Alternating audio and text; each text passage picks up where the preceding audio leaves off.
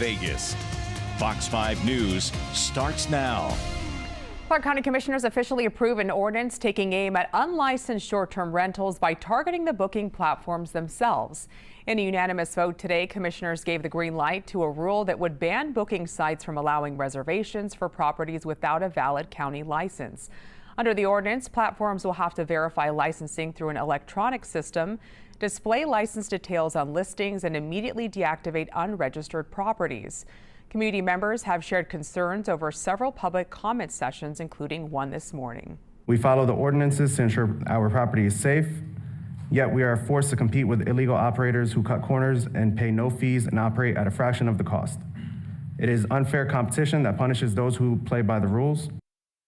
Operators have also argued the county doesn't have a reliable real-time verification system, meaning licensed rentals may have to wait a long time to get the all clear.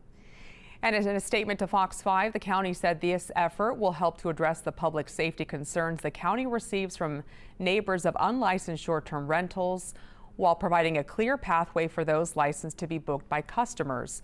Despite public comments to the contrary, this ordinance change does not target the owners and operators of short-term rentals, but rather helps to better identify those properties that are licensed to be reserved.